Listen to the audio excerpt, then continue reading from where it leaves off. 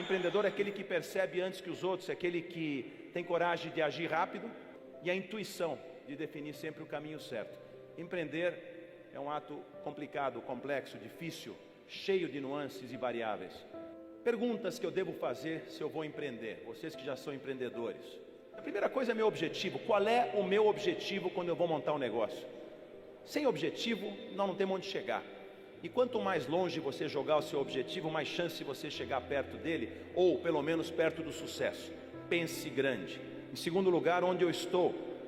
Então, o diagnóstico da minha situação. Para chegar onde eu quero chegar, da onde eu estou partindo? Quais são as condições que eu reúno hoje para poder chegar em algum lugar amanhã? Eu estou indo na direção correta? Então eu tenho que estabelecer metas, porque se eu partir na direção errada, a minha chance de me quebrar lá na frente é muito maior. Quanto eu preciso de dinheiro? Qual a previsão de recursos? Será que eu tenho recurso? Recurso ele vem de várias fontes, ou eu tenho eles, ou eu busco eles. Mas onde está esse recurso? O que pode dar errado? Qual é o meu plano de contingência? As pessoas são otimistas por natureza, muitas vezes o empreendedor não dá para empreender sem otimismo, principalmente com tantos problemas que o empreendedor enfrenta. Agora, sempre tem que pensar que as coisas podem dar errado. O que eu vou fazer se der errado? Para que caminho que eu vou? Por onde eu vou sair? Não, mas está tudo tão bem, está tudo direitinho. Mas não é assim. Tem que ter sempre um plano de contingência, saber como nós vamos recuperar de um possível problema que pode ocorrer. Em sexto lugar, flexibilidade. Até onde você deve insistir? Porque se você for um empreendedor com uma visão boa, você vai saber que tem certos momentos que você tem que dar uma guinada no teu projeto. Ou você tem que entender que o projeto não é mais adequado para aquele momento. O que nós devemos controlar? O pulso do negócio. Qual é o sinal vital do negócio que eu preciso controlar?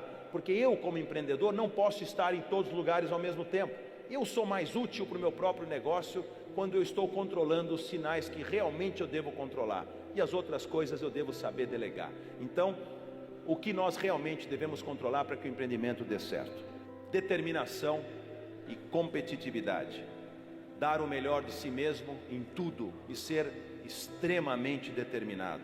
Eu duvido que o Luiz Francisco, quando construiu isso aqui em 2001, uma empresa tão jovem como essa, não tenha essa característica. É impossível que ele tenha tido esse grande sucesso que teve se ele não tivesse essa determinação em busca obstinada pelos seus objetivos. Você nunca pode desistir. E os percalços e as dificuldades surgem quando a gente menos espera. E eu sempre tive muita determinação naquilo que eu fui buscar e sempre fui muito inspirado nesse sentido. Saber perder nessas ocasiões, mas não gostar de perder. Eu sempre falo que a competitividade do empresário se resume muito no estilo que ele tem, desde pequeno de novo. Então eu sou uma pessoa que sou competitivo no negócio, como eu acho que vocês devem ser, como sou competitivo jogando meu tênis ou jogando minha sinuca, que eu adoro. Eu odeio aquele cara que chega e fala: eu jogo para competir. O importante é competir. Isso é discurso de perdedor. Ninguém tem que jogar para competir, tem que jogar para ganhar. O líder é aquele que realmente consegue transformar não só a empresa, mas muitas vezes as pessoas, claramente, e a sociedade. E às vezes até o mundo em que ele vive. Vocês imaginam se Mahatma Gandhi, por exemplo, que foi um grande líder de um grande povo, tivesse condição de ter televisão, transmissão via satélite na época em que ele pregava as coisas que ele falava? Ele não tinha, mas seria espetacular você ver ele numa tela, no mundo inteiro, quando apenas algumas pessoas tinham essa sorte de estar na frente dele quando ele falava. Ética, honra, transparência, respeito, atenção, responsabilidade, dedicação, perfeccionismo, a verdade, são valores que eu sempre falo, né? A gente tenta colocar uma empresa muito up to date, os americanos chamam de uma empresa cool, né? Cool, C-O-O-L, pelo amor de Deus, que seja uma empresa que realmente que atrai as pessoas, que as pessoas tenham orgulho de trabalhar nela, que tenha essa motivação que vocês têm por esse projeto que vocês estão, que eu já ouvi, já senti, já vibrei junto com vocês, aliás me arrepiei lá atrás de ouvir o que vocês estão fazendo. Mas esses valores não podem ser nunca abandonados. Não tem nada mais up to date, mais atual do que esses valores. A história de dizer que tudo julgado por uma comissão formada. Tem que ouvir aquilo que ele quer ouvir. Ele tem que ouvir aquilo que ele está te pagando para ouvir. No caso de um prestador de serviço, ele quer ouvir o que ele precisa ouvir. o que eu quero dar para ele, não o que ele quer ouvir, porque senão ele não precisa de mim.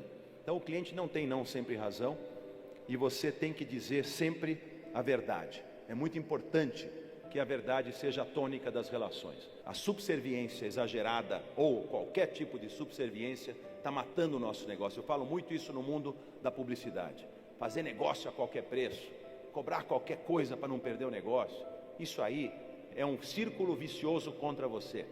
Você faz negócio a qualquer preço, você acaba não tendo lucratividade. Se você não tem lucratividade, você não tem como pagar bem o seu pessoal. Se você não paga bem o seu pessoal, você não tem gente de qualidade produzindo grandes trabalhos. Se você não produz grandes trabalhos e não tem gente de qualidade, o seu negócio começa a ir para baixo.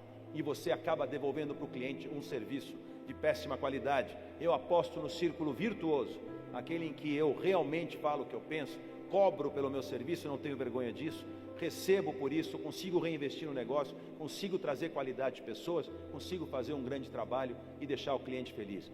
Esse é o círculo que vai construir as relações de longo prazo com o meu cliente, e não o vicioso, como infelizmente a gente vê muito por aí. ênfase é uma qualidade importantíssima, e isso na minha personalidade sempre foi uma coisa muito forte, né? A ênfase com que eu coloco as coisas, desde pequeno. Vamos decidir para onde a família vai viajar. O enfático, e levantava a mão, falava, dizia e acontecia. É um pouco assim hoje, e é muito importante a gente ter ênfase quando a gente tem paixão por algo. Não dá para você amar alguma coisa que você faz e não ter ênfase na hora de executar isso. Tristes são as pessoas consideradas sem ênfase. Eu diria, não só as pessoas, as empresas. A empresa pode ter ênfase na sua forma de atuar no mercado, na forma de se posicionar. Palavras, às vezes, elas podem soar de acordo com a disposição do ouvinte e não com a intenção de quem fala. O peso das palavras, a gente tem que medir. O peso da minha palavra, quando eu falo com o filho, por exemplo, ou quando eu falo com a minha mulher, é diferente do que eu falo com o meu funcionário? Absolutamente não. Eu tenho que entender, claro que para cada um deles eu represento uma coisa diferente, mas eu tenho que saber que eu tenho um peso específico importante. Às vezes uma palavra mais pesada pode destruir uma pessoa, às vezes um elogio pode fazer com que ela se anime e se consagre lá na frente. O que importa não é o tamanho da sua empresa, e sim o tamanho da visão que você tem. Tamanho não é álibi, é uma missão. Não adianta se jogar atrás de um tamanho de... Nós estamos numa concorrência agora importantíssima na área de publicidade, a nossa empresa, e nós somos a maior empresa concorrendo, nós somos líderes do setor. As outras empresas são muito menores do que a nossa. E eu falo para o meu pessoal, isso não quer dizer nada, não quer dizer nem a desculpa de perdemos porque eles tiveram mais agilidade, essa não quero ouvir, e nem a desculpa ou dizer que já ganhamos porque temos mais poder e mais infraestrutura e mais condição de atender o cliente. Esse é o discurso de quem vai perder, porque baixa a guarda. Estamos maiores, não somos necessariamente maiores. E acho que é super vulnerável, e eu passo para as pessoas isso, porque quando a gente começar a pensar que estamos em cima do salto alto, nós vamos começar a cair dele e o tombo vai ser muito grande. Visão é o que faz a diferença, por exemplo, com todo respeito a um Circo Garcia e o Cirque du Soleil. Por quê? Porque com o passar do tempo o Circo Garcia continua um circo de animais, de leões, de palhaços, uma graça, pessoas se divertem. Porém, surgiu um circo internacional, que está de novo no Brasil agora, que não tem nem animais, mas que tem o sonho e a imaginação como sua base, que teve a visão de entender que o mundo evoluiu e que a graça e a leveza do circo e essa coisa lúdica que passa para as pessoas é completamente diferente no dia de hoje do que foi no passado. Uma frase ótima que eu adoro, que há dois tipos de pessoa no mundo: os realistas e os sonhadores. Os realistas são aqueles que estão indo, sabem onde estão indo. Os sonhadores já estiveram lá, pelo menos no seu sonho e na sua imaginação. O início do fim de qualquer profissional acontece quando ele se considera melhor do que os outros. Mark Twain dizia o seguinte, algumas frases muito divertidas sobre humildade. Ele disse que quando ele tinha 14 anos, ele achava o pai dele um imbecil. Então quando eu tinha 14 anos, eu achava meu pai um imbecil. Hoje eu tenho 21 e fico impressionado como ele aprendeu nesses 7 anos. Muito humilde, né? Mark Twain. Reconhecimento. É fundamental no mundo de hoje a gente saber dar crédito a quem merece. A história da meritocracia está por trás, com segurança, posso dizer, do sucesso dos meus negócios. Eu sozinho lá, posso ser experiente, posso conhecer publicidade, estou quase há 30 anos no negócio, não vou conseguir levar minha empresa para frente. Eu preciso dos meus profissionais, eu preciso do talento deles, eu preciso que eles complementem muitas coisas que eu não sou capaz de fazer. E não é dividir lucro só com os teus coleguinhas da direção, os vice-presidentes, não, é com todo mundo. Seja na forma de mais salário, seja na forma de uma regra do jogo bem esclarecida, com boas avaliações. A meritocracia pressupõe diferença de comportamento, diferença de que a pessoa rende mais que a outra. Então, se essas pessoas têm essas diferenças, elas têm que ser remuneradas de forma diferente. A empresa tem que acabar com essa loucura de que as pessoas têm que olhar o que o outro tem. Quando eu falo em meritocracia, eu não falo só em dinheiro. Você sabe que a composição do reconhecimento de uma pessoa vem através de dinheiro, vem através de reconhecimento, vem através da felicidade que ele tem de ser reconhecido por ter feito um bom trabalho, de um elogio. É muito importante. Ao mesmo tempo, se o cara erra, nós temos que ser rigorosos, porém nós não podemos esquecer do peso da nossa palavra. Então, você podia ter feito melhor, da próxima vez eu acho que você devia ter feito assim, e não, o que é isso? O teu trabalho é um lixo. Eu não posso dizer isso para a pessoa, porque, queira ou não, posso até mandar ele embora, mas eu tenho que entender como eu tenho que dirigir as críticas e como essa história do reconhecimento passa pelas palavras bem colocadas. Eu adoro essa frase, que no mundo dos negócios você tem muito mais chance de sucesso se você errar de vez em quando do que você se acertar sempre. Primeiro que ninguém acerta sempre, e o erro te faz crescer tanto que você vai ter muito mais chance lá na frente. Se eu tivesse só acertado, talvez eu não tivesse chegado onde eu cheguei. É irônico, mas é verdade. Tem que errar muito, bater a cabeça na parede para aprender. A melhor forma de aprender é através do erro, não através do acerto.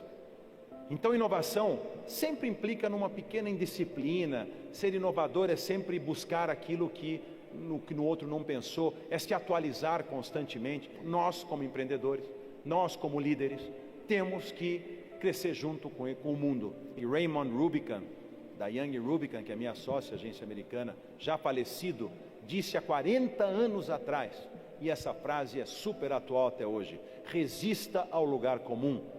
Resist the usual. Pensa fora da caixa. Pensa em alguma coisa que ninguém pensou ainda. São 6 bilhões de pessoas que têm capacidade de pensar no mundo.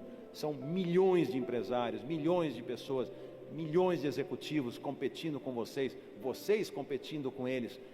Pensem fora da caixa, tentem sair desse lugar comum o tempo todo. Não é fácil, você não vai conseguir isso o tempo todo, mas se tiver dentro de você esse espírito, com certeza, em momentos importantes da vida, você vai conseguir romper o estado atual de coisas. Não se acomode, mesmo que estiver indo bem. Pense que você podia estar fazendo alguma coisa diferente. Um filósofo chinês dizia que grandes realizações só são possíveis quando se presta devida atenção aos pequenos começos. Nós não devemos fazer micromanagement. Falando isso, eu não estou pensando no detalhinho. Eu, como CEO da empresa, não vou, mas eu entro de vez em quando e ligo para a minha própria empresa para ver quanto tempo eu vou ficar no telefone, peço um ramal. Eles nem sabem quem está falando. E quero ver, se não atender no ramal, se alguém em volta vai atender. As relações pessoais, eu adoro traçar paralelos, acabam porque as pessoas não cuidam dos pequenos detalhes. Eu lembro muito bem, meu pai vai lembrar disso, a minha mãe ligava todo dia para o meu escritório, ou todo dia para mim, dizendo: tem conta nova? Uma senhora de 80 e poucos anos, que não entende que na publicidade uma conta para conquistar é complexo, demora. E outra, já estamos com muitas contas, então, mãe, eu não tenho conta nova, mas eu tenho contas que eu estou atendendo. Não adianta, dia seguinte, tem conta nova?